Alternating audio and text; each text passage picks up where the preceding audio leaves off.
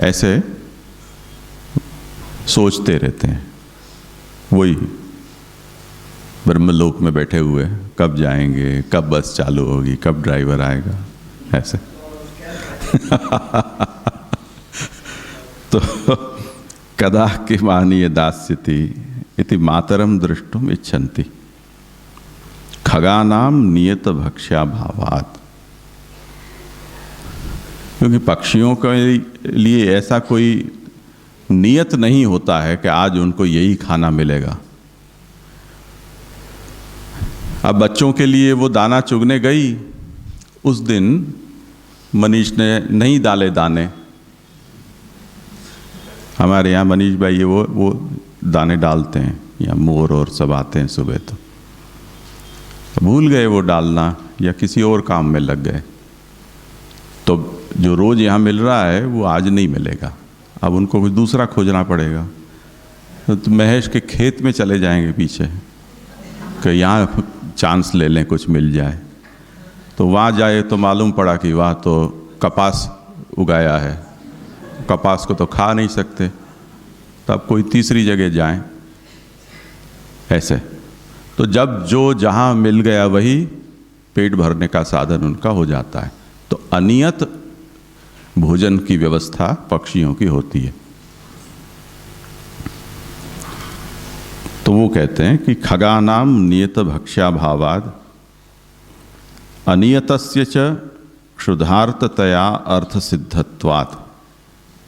अब जो भूखे हैं उनको नियत भोजन नहीं मिलता है, जो मिल गया सो धन्य हो गए। तदत्र न उक्तम,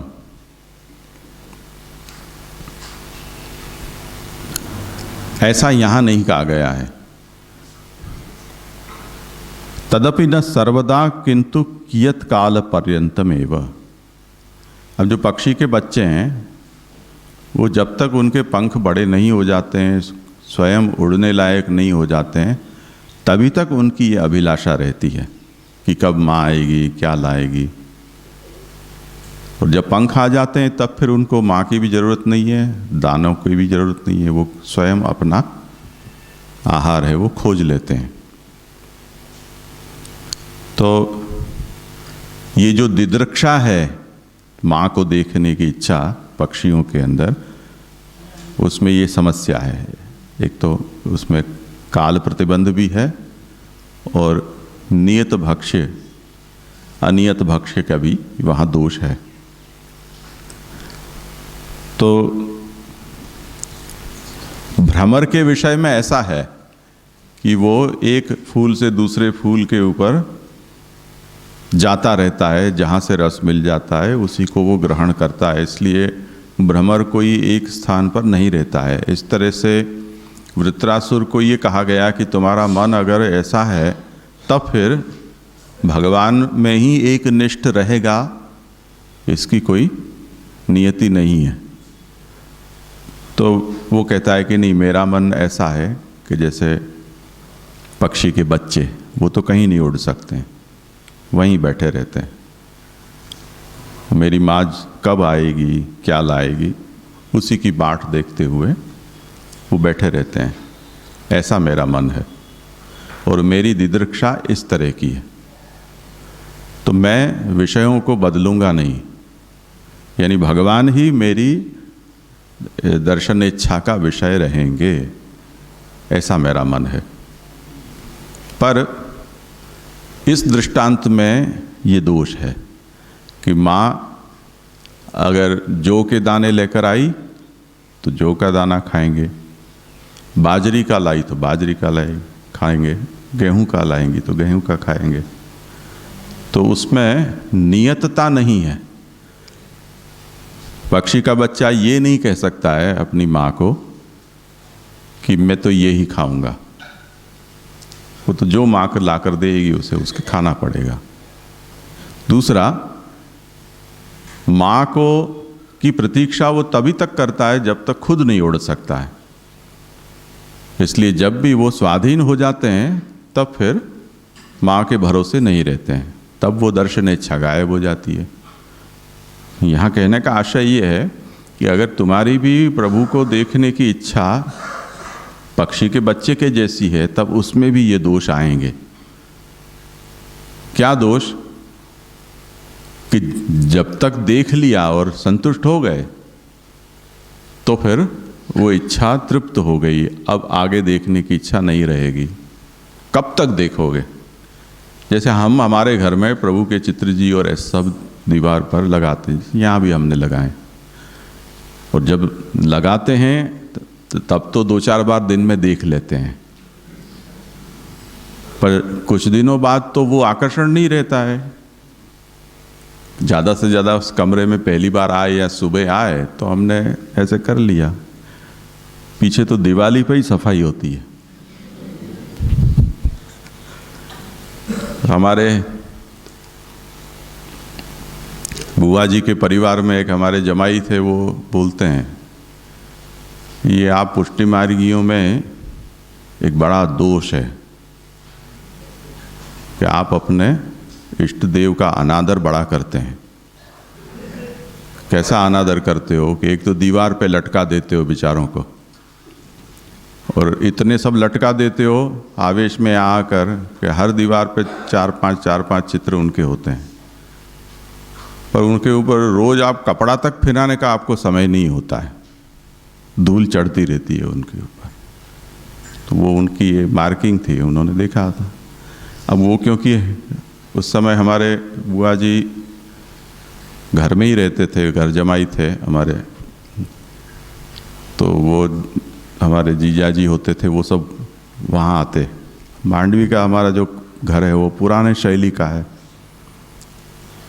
तो उसमें तो जितने पूरे गांव भर के चित्र लगाना हो तो जगाने की दीवार वहाँ है, हर दीवार पे कोई ना कोई चित्र, हर कमरे में जाओ तो चित्र 150-200 कमरे होते। अब उसमें तो अगर हम 4 आदमी रखें तो भी रोज साफ नहीं कर सकें उसको तो करना क्या? और चित्र जी अगर आ गए या हैं तो उसका ऊपर दूसरा उपाय भी क्या? अपने जिन जो सेव्य स्वरूप हैं उनको तो रोज स्नान श्रृंगार होते हैं, पर जो चित्र जी को हमने एक इंटीरियर के रूप में, सजावट के रूप में जिनको पधराया है, उनकी इस तरह से सेवा या पूजा हो पाना वो तो मुझे नहीं लगता है कहीं भी संभव हो पाती हो। म्यूजियम वाले भी रोज थोड़ी करते होंगे इतना, वो जब वो तो टिकट देते हैं देखने के लिए, तब भी वो रोज नहीं कर पाते होंगे। तो कहने का मतलब ये है कि जो दिदृक्षा है वो अगर पक्षी के बच्चे के जैसी है तुम्हारी, तब फिर कभी न कभी तुम उससे ऊब जाओगे, अब कितना देखें और ऐसे करके। तो ये दोष उसमें भी है। और दूसरा दोष ये भी है कि अनियत विषय है, तुम्हारी जो भूख है वो उसका विषय एक नहीं है। जैसे शेर भूखा हो तब भी घास नहीं खाता है, ऐसा एक कहावत है। तो उसकी बुभुक्षा है वो तो नियत है। पर कई पशु पक्षी ऐसे होते हैं कि जिनमें ऐसी कोई निष्ठा नहीं होती है कि वो वेगन ही हो, वो मांसाहारी भी हो जाते हैं, कभी शाकाहारी भी हो जाते हैं, जो जब मिल जाए सो। तो ऐसी अनियत इच्छा होने पर तुम्हारे ऊपर कितना भरोसा किया जा सकता है?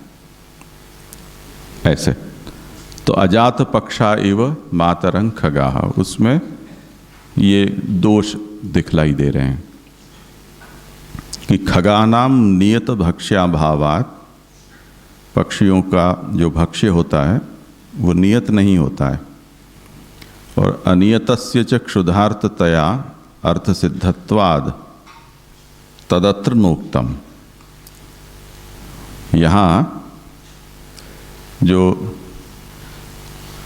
दृष्टांत दिया है उसमें वृत्रासुर ने ये नहीं कहा है कि पक्षी के बच्चे जिस तरह से उसकी माँ जो दाना लेकर आने वाली है उसकी बाट में वो बैठे रहें।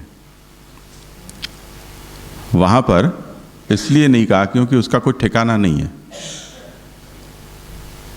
वो माँ की बाट देखते हैं, बस इतना कहकर उसने छोड़ दिया है। क्षुधार्थता तो वहाँ भी है, पर वो माँ की बाट देखते हैं, इतना कहा। और तदपि न सर्वदा किंतु कियत काल पर्यंतमेव, इसलिए कहा कि अजात पक्षा, जिनके पंख अभी बड़े नहीं हुए हैं, ऐसा क्यों कहा? तो कहते हैं कि पक्षोदयानंतरम न तथा, जब पंख उनके उग जाते हैं, बड़े हो जाते हैं, उसके बाद फिर वो उतनी उनकी बाट देखने की वृत्ति नहीं रहती है। इति तावदेव दृष्टांत तथा इत्यर्थः, इसलिए ये जो दृष्टांत है वो कब तक का है, लिमिट वृत्रासुर ने बांध दी है कि पंख वाले बच्चे नहीं, जिनको पंख नहीं है ऐसे बच्चे की अपनी माँ की बाट देखना, उस अंश तक ये दृष्टांत है। इसलिए ये जो दोष आप खोज कर निकाल रहे हो इसमें कि मेरी मनोवृत्ति भी ऐसी होगी, तो वो ऐसी मनोवृत्ति नहीं है। यानी हम देखते हैं कि जो पक्षियों को पालते हैं उनको कभी कभी दया आती है कि पिंजरे में कब तक इसको रखें, इसको कुछ खुला रखें तो उड़ जाए। कभी कभी ये भी हो जाए कि अच्छा है चलो उड़ जाए, तो बेचारे प्राकृतिक जीवन को जिए। पर जो पिंजरे में बंधे हुए हैं उनको मुक्त जीवन में जीने का अभ्यास नहीं होता है, इसलिए वो शिकार हो जाते हैं किसी के भी। तो ऐसा करना भी क्रूरता हो जाती है। वो लोग उसका उपाय ये करते हैं कि उनके पंखों को काटते रहते हैं, जैसे हम वृक्ष बड़े होते हैं उनको काटते रहते हैं। वो छोटे पंख होते हैं तो ज़्यादा नहीं उड़ पाते हैं,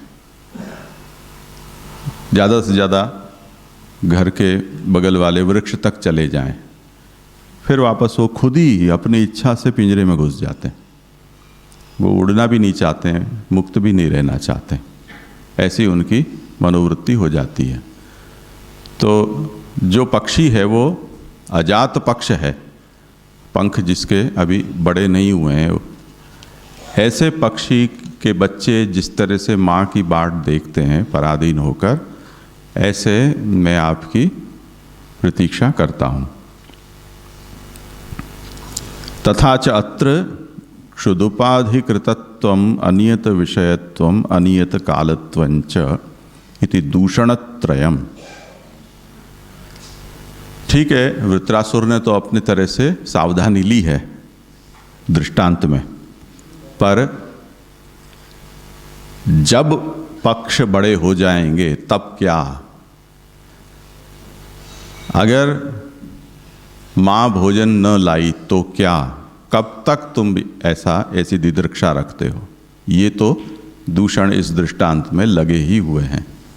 यानी जब पक्ष बड़े हो गए उस दिन तुम माँ की प्रतीक्षा करना बंद कर दोगे। तो उस संभावना को ध्यान में रखते हुए द्वितीयम दृष्टांतम आह। हाँ, इसके पहले के उदाहरण में दो ही दूषण हुए ना, एक तो अनियत काल और उसका बड़ा हो जाना, मीन्स बड़ा हो जाना और कुछ नहीं आया, ये दो ही दूषण हुए। तो दूषण हम त्रयम नहीं, 3 हुए ना। वो माँ की बाट किस लिए देखना चाहता है? माँ के प्रेमवश, या माँ उसका खाना लाती है इसलिए? तो क्षुदुपाधि है ना सबसे पहला, पापी पेट तारे खातर। तो उनको तो माँ क्योंकि खाना खिलाती है, दाना चुगाती है, इसलिए उसकी बाट देखते हैं।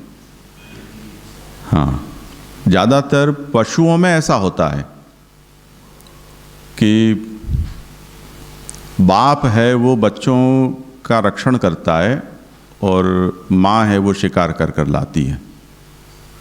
रेयर केस में ऐसा होता है कि जैसे जो परिवार में रहने वाले हैं उनकी बात है, शेर होते हैं, बाघ होते हैं। तो शेर में जो शेर है वो तो बहुत ही निहायत ही आलसी जीव होता है। वो बैठा रहता है, बच्चे उसके आसपास खेलते रहते हैं। वो शेरनियाँ शिकार करती हैं, तो बच्चे शेरनी की ही प्रतीक्षा करते हैं, बाप की प्रतीक्षा नहीं करते हैं।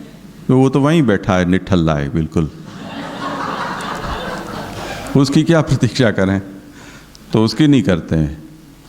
ऐसा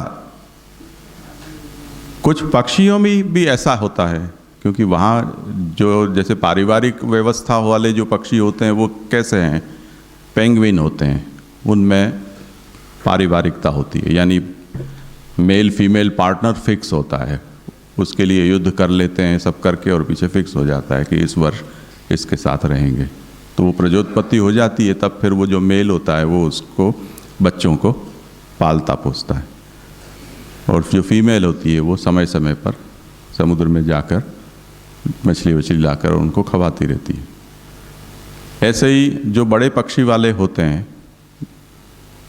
अपने साइबेरियन बर्ड्स होते हैं, उनमें भी ऐसी वृत्ति होती है।